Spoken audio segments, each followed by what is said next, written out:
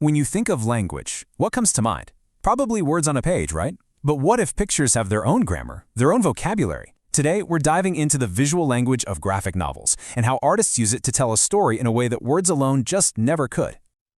So, are comics just pictures with some words slapped on? I mean, it's a pretty common way to think about them, right? Just illustrations for a story. But what if that's missing the entire point? What if the images themselves are actually a form of writing? Listen to this. This is a quote from the master himself, Osamu Tezuka. He said, he wasn't illustrating, he was composing. See the difference? For him, images weren't just decoration. They were a deliberate, powerful set of symbols with their own unique language. And yeah, this whole system, it actually has a name. It's called visual language. And get this, it has its own rules, its own structure, its own grammar, just like any language you speak. When you put images in a sequence, you're not just drawing, you're writing. Okay, so if it's a language, what does its grammar even look like? Well, it's pretty much broken down into three main building blocks that all work together to create meaning. All right, first up, we've got visual morphology. The easiest way to think about this is that these are the words of the language. The absolute basics. Every single line, the shape, the color choice, even texture and the suggestion of motion. Each one is a basic unit that carries meaning, just like a word in a sentence. Then you have the visual narrative structure. So if morphology gives us the words, this is the syntax. This is how you build sentences and paragraphs. The way an artist arranges panels on a page, their size, their shape, it's not random. It completely controls the rhythm and the pacing of the story you're reading. And last but not least, there's the visual lexicon. Think of this as all the punctuation and special symbols. You know what I'm talking about? Speech bubbles, those little lines that show movement, or those big spiky impact stars. These are symbols that we've all learned to understand instantly. They add this whole other layer of information. Okay, that's the theory. But how does this grammar actually work in practice? Let's take a look at a fantastic example. A graphic novel adaptation of Jane Austen's Pride and Prejudice. I mean, if there was ever a story about social order and structure, this is it. And you can see right away the visual language here is a perfect match for the story. The style is super elegant, it's detailed. The artist chose a black and white palette, which really forces you to focus on the subtle emotions in the characters' faces and their body language. And the flow of the panels, it's smooth, it's logical, just like the high society world it's showing us.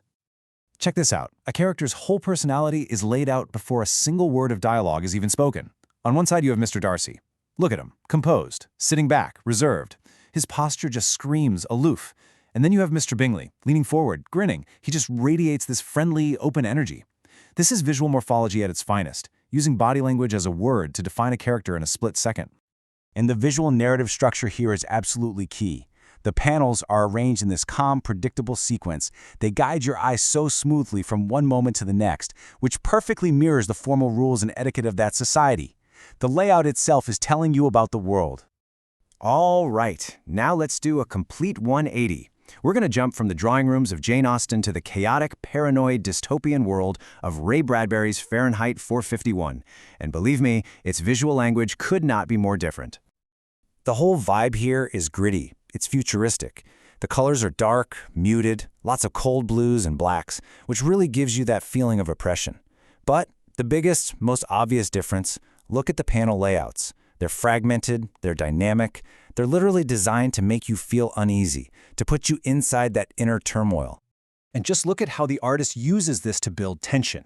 Take the scene where the old woman makes her final stand. It starts with a wide shot, a macro view, right? You see everyone. Then, bam, it suddenly cuts to these extreme close-ups, micro views of just hands. A lighter, a match. The panels just zero in, they converge on the woman's hand holding that match, and suddenly all the focus and suspense is right there. So, this contrast in the visual narrative structure, it's everything. Where Pride and Prejudice used that neat, orderly structure to show us a stable society, Fahrenheit 451 uses a broken, chaotic structure to make you feel the mayhem of its world. The visual language is intentionally trying to make you anxious. It's brilliant. So what we have here are two classic stories, both adapted into graphic novels, but they're speaking two completely different visual languages. Let's really break it down and put them side by side. I mean, the difference is just crystal clear when you see it like this. Pride and Prejudice, elegant style, logical layouts, creating this whole mood of social order and romance. Fahrenheit 451, a gritty style with fragmented layouts that build this intense feeling of oppression and rebellion. Every single visual choice is intentional and serves the story it's trying to tell. And that really brings us to the most crucial point of all of this. These choices, the panel layouts, the colors, the way a character stands, they are not just arbitrary decorations. No way. They are a deliberate language. They're carefully composed to shape how we, the reader, feel. The visual language works hand in hand with the words to create a very specific emotional journey, and that's something really unique to graphic novels. And here's the cool part. This visual language isn't just locked away in comics. It is everywhere. You see it in how a director frames a shot in a movie, how an ad uses color to make you feel something, or even in the layout of the apps on your phone. It's all designed to communicate with you visually without you even realizing it. So the next time you pick up a graphic novel, or honestly, just look at any screen, try to pay attention to that visual language. Start looking for the grammar, because once you start seeing it, what new stories will you discover hiding right there in plain sight?